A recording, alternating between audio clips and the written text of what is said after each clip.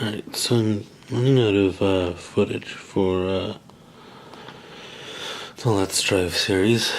So, I know I said I was gonna try and merge that series with this one, but can't exactly do that if I don't have the footage for it. Anyway, so I think I'm gonna continue doing Diablo 3. I might switch it up with another game, like Paths of Exile or something similar. And then that's about it. But for this episode, we're gonna try and break as much as we can into Chapter 3 and see where it goes from there. And again, you're probably gonna hear my my vapor bag and my vaporizer. Hopefully it isn't too loud. So if it is, I'll come back and try and re-record it with much grumbling involved,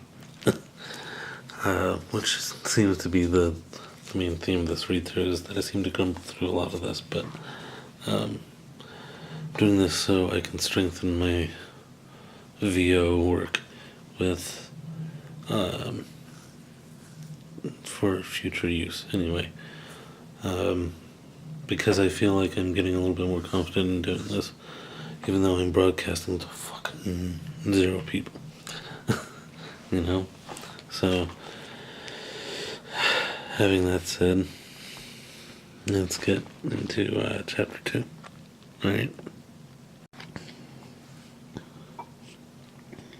About 200 years ago, on the hearth of Shath in the Perrin Storm border, there were 2 brothers who vowed chemmering to each other.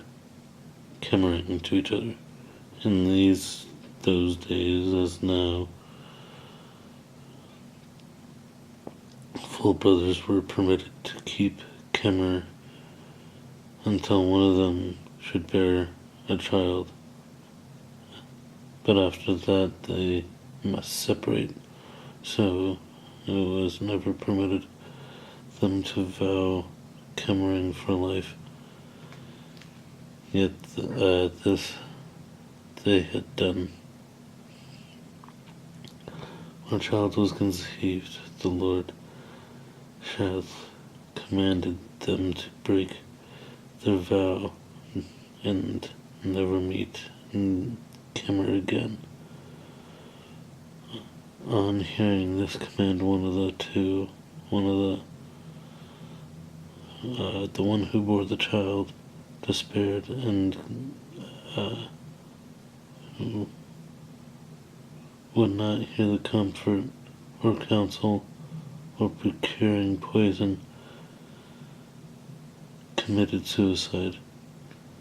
Then the people of the hearth rose up against the other brother and drove him out of the hearth and domain, laying in the shame of the suicide upon him. And since his own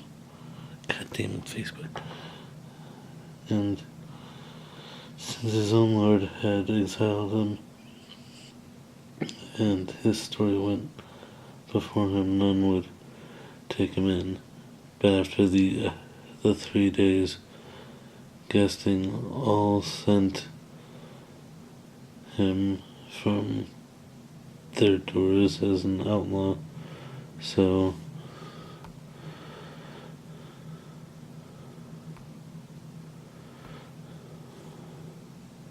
from place to place he went until there was no kindness left for him in his own land, and his crime would not be forgiven.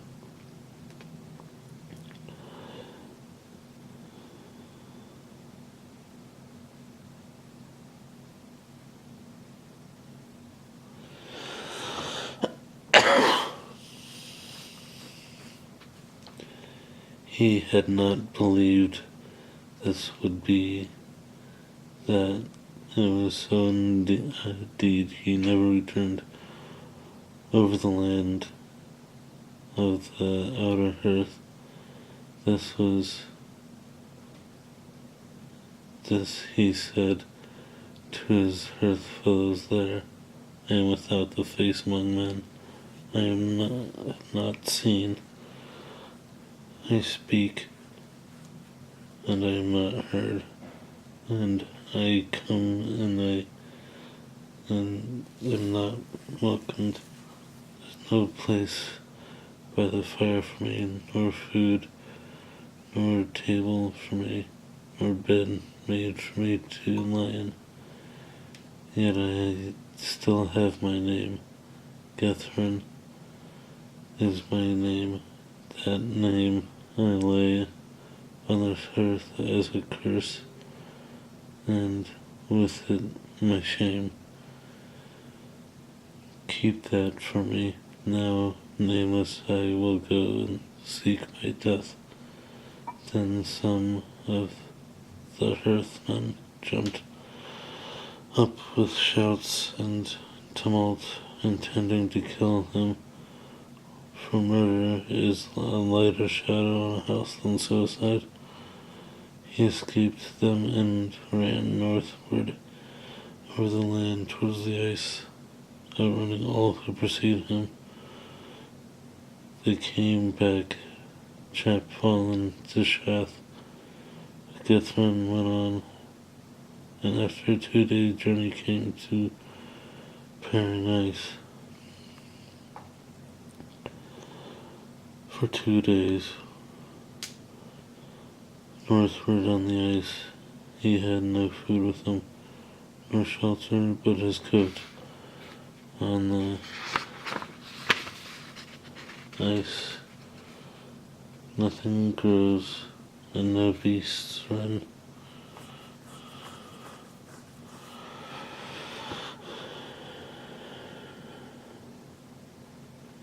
It was the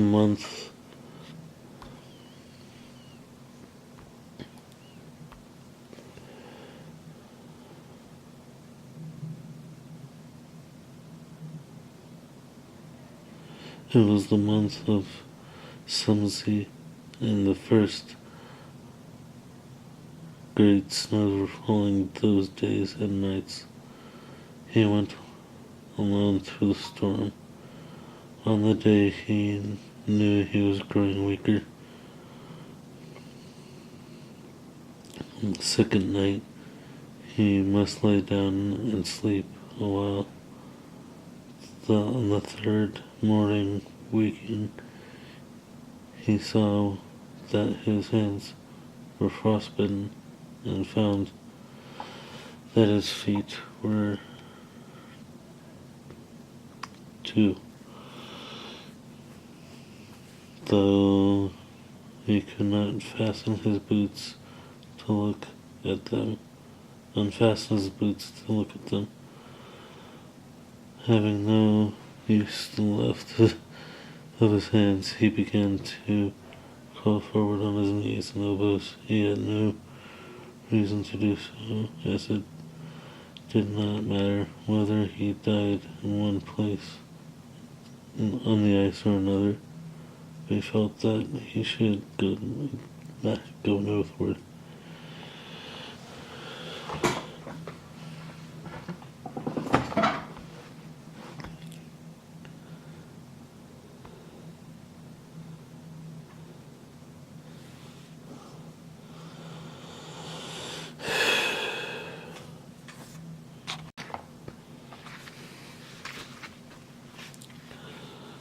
After a long while, the snow ceased to fall around him, and the wind to blow. The sun shone out. He could not see far ahead as he crawled, for the fur of his head came forward over his eyes, no longer feeling any cold on his legs nor on his face. He thought the frost had benumbed him, yet he could still move. The snow lay over the glacier and looked strange to him, as if it were white grass growing up out of the ice. It bent to his touch and straightened again, like grass blades. He ceased to crawl and sat up, pushing his hood back so he could see around him. As far back as he lay, fields of snowgrass, white and shiny. There were groves of white trees with white leaves growing on them. The sun shone, and it was windless, and everything was white. Gethin took off his gloves and looked at his hands. They were white as snow, yet frostbite was gone out of them. He can still use his fingers and stand upon his feet, and he felt no pain, no cold, and no hunger.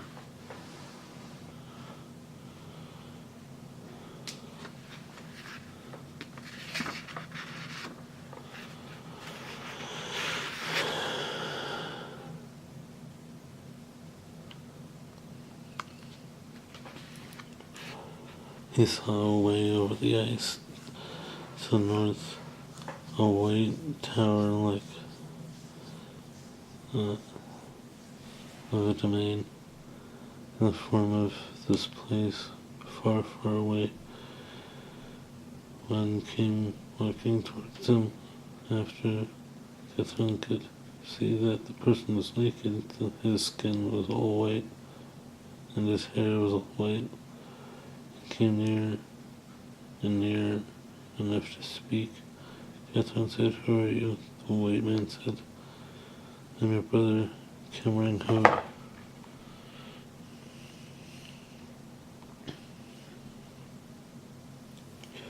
Hood was the name of his brother who had been killed himself, and Gethin thought that the white man was his brother in body and feature, but there was no longer any life in the belly, and his voice sounded thin, like the creaking of ice. Gethin asked, "What is this place?" Hood answered, "This is the place inside the blizzard. We who kill ourselves dwell here. Here you and I shall keep our vow." Catherine was frightened, and he said, "I will not stay here if you come away with me from our hearth into the southern lands. We might have stayed together and kept our vow lifelong, no man knowing our transgression. But you broke your vow, throwing it away with your life, and now you cannot say my own name." This was true. Hood moved his white lips, but he could not say his brother's name. He came quickly to Gethin, reaching out his arms to hold him, and seized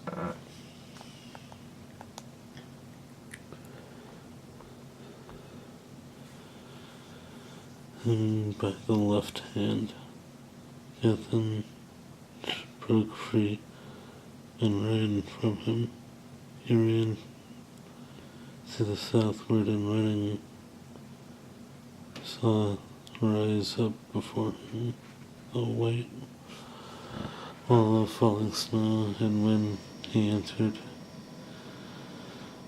into it, he fell again on his knees and could not run, but crawled.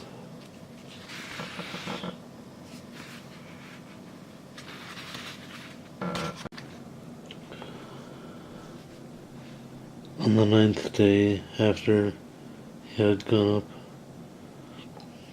up on the ice, he was found in their domain by people of Orok, Earth, which lies northeast of Shath. They did not know who was or where he came from, for they found him crawling in the snow, starving, snowblind, his face blackened by the sun and frost, and at first he could not speak, yet he took no lasting harm, except in his hand left, which was frozen and must be amputated. Some of the people there said this was Catherine of Chath, of whom they said had heard talk. Others said it could not be, for that Gethin had gone up on the ice in the first blizzard of autumn and was certainly dead. He himself denied that his name was Catherine. When he was well, he left Orwell and Stormborough and went into the southern lands, calling himself Enoch.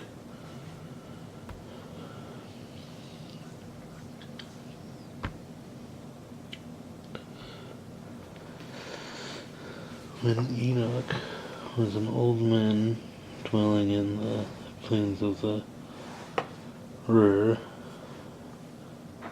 he met a man from his own country and asked him how fair is Shath's domain. The other told him that Shath fared ill. Nothing prospered there, and earth or tilth, all being blighted with illness. The spring seed frozen in the ground, or ripe grain run, so it had been for many years. And the Enoch told him, I am Gethin of Chath, and told him how he had gone up on the ice, and what he had met with there. At the end of his tale he said, tell them, Chath, that I may take my name back and my shadow. Not many days after this, Gethin took sick and died. The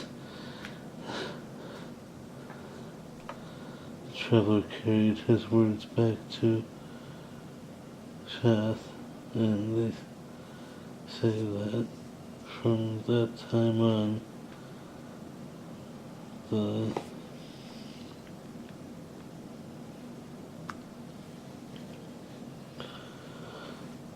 domain prospered again, and all went as it should go in a field and house and hearth.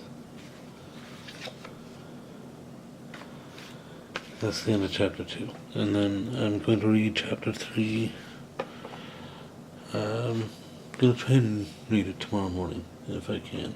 I'm going to try and wake up super extra early tomorrow and record something.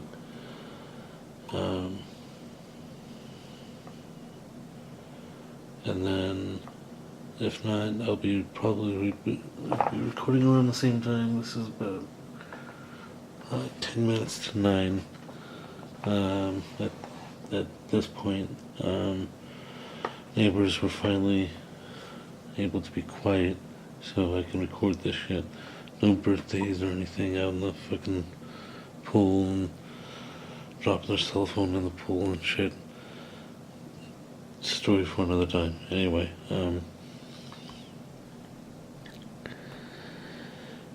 yeah.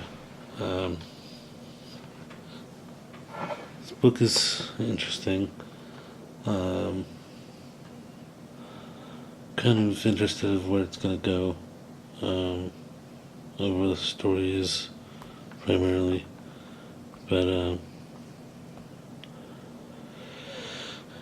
Anyway, I'm gonna do another video soon, and I'll see you, whoever's watching this, in the next one. Alright, thank you. Bye.